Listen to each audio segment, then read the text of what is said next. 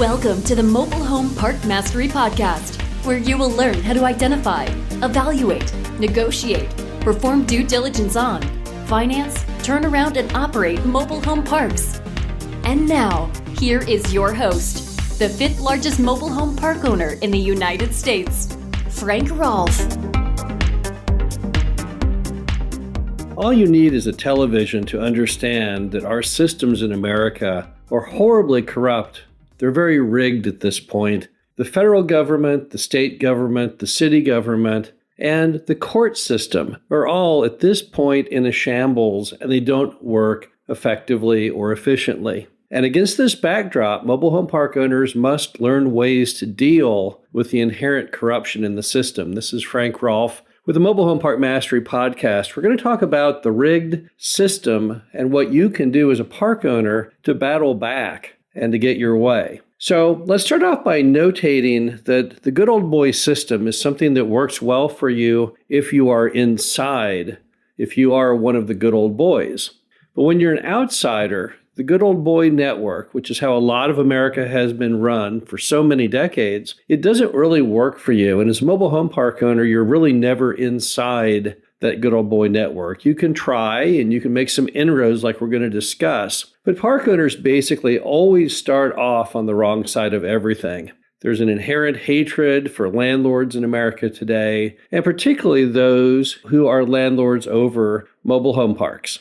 So the same stigma that our tenants suffer under, we also must address on a continual basis. So let's go over first the City Hall issues, and let's go over what the racket is at City Hall. So what is City Hall trying to do? Well, the first thing that most city governments are trying to do is they don't want mobile home parks. And therefore, anything you do as a park owner to them is bad. Anytime you try and fill a vacant lot, that's a bad thing. Really, anything that you do, they take offense to, because they're really hoping one way or the other to get your park to shut down. That's what the inherent goal is.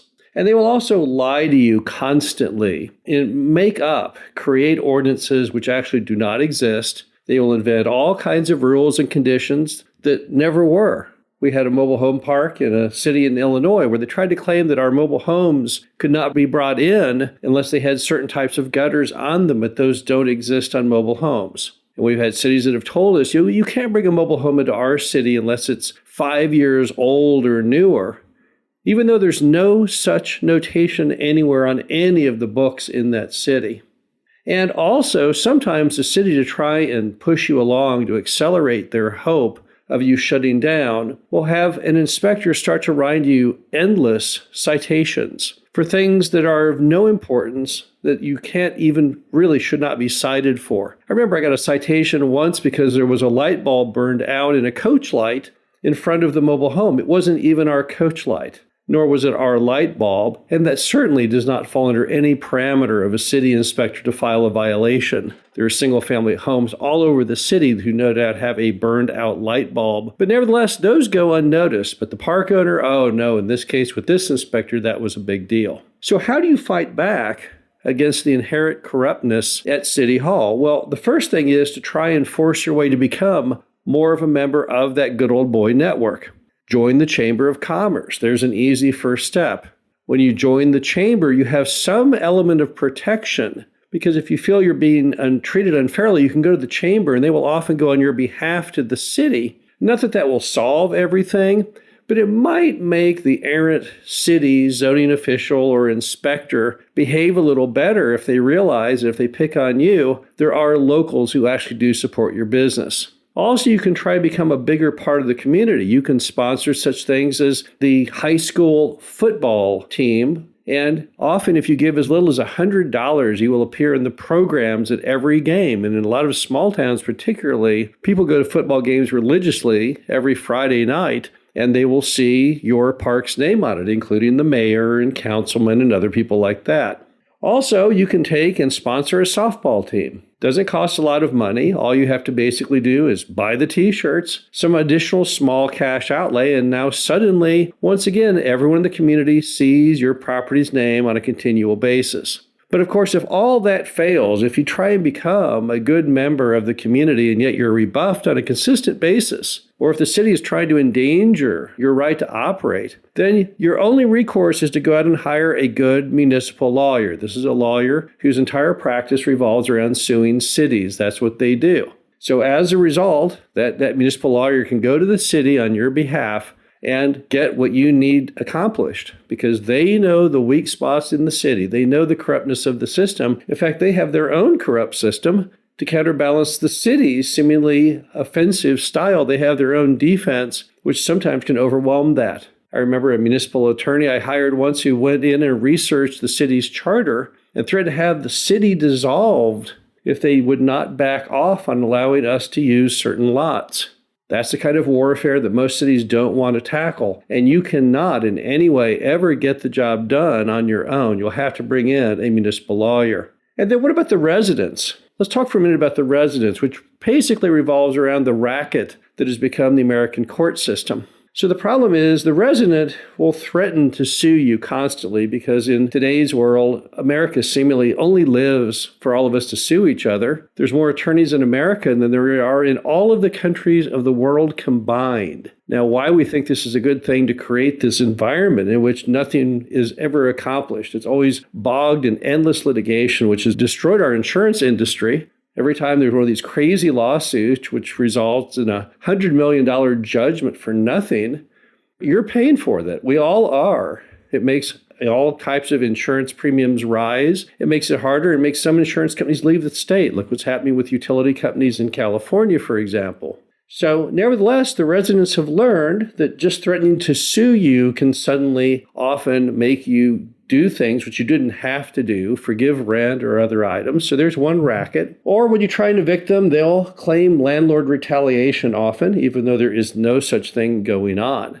I had a tenant once that to try and create the appearance of landlord retaliation, they took off the sewer cleanout on their mobile home and jabbed the line full with dirt and bricks and sticks to make it back up, and then called the city trying to claim they've been living in an endless pool of sewage. Now, they were outsmarted by Mother Nature because the clog they created wasn't strong enough. It broke loose before the city got there, and it all ran back down the drain. But nevertheless, it's all corrupted. Our court system is an absolute mess right now when it comes to landlord and tenant relations. It's been that way since COVID, with the seemingly endless evictions moratorium. But since then, even judges are constantly afraid that some tenant will whip out a smartphone, take a video, get it to go viral, and they'll lose their job and have to go do something else. So how do you fight back against all these problems? Well, number one, always keep an excellent paper trail with your tenants, because that typically is the kryptonite to all their plans, is when you have it on writing, on paper, because they typically have no paper trail.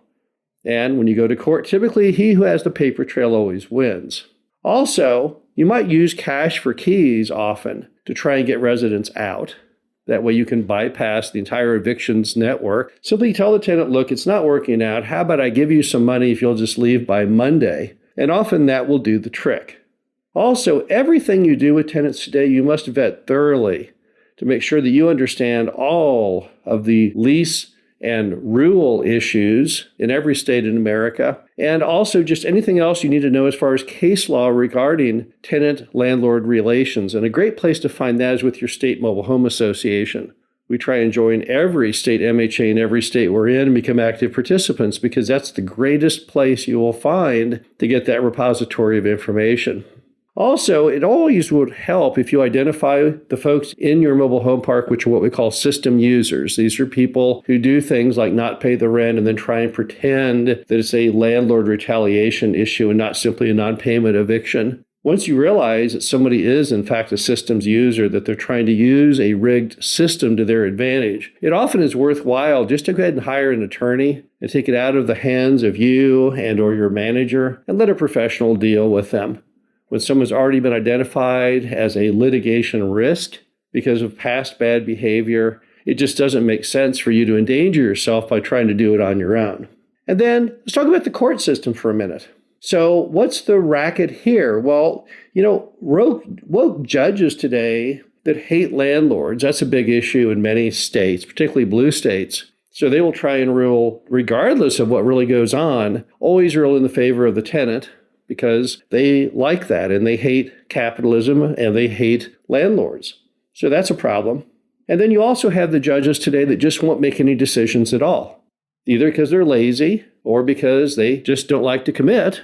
As a result, landlords have a perpetual problem because we can't get anything done. We can't get residents evicted or whatever the case may be, because a judge, every time you go to court, just gives a continuance or says, well, let's revisit this in 30 days, knowing full well that that simply gives that resident 30 more days of occupancy, probably without paying any rent at all. So how do you fight back? How do you fight back against a corrupt court system? Well, one good way is ask for a jury trial, because at least that takes it away from the judge and in the hands of the jury. And in most places today, the juries probably are a lot smarter and saner than that judge would ever be.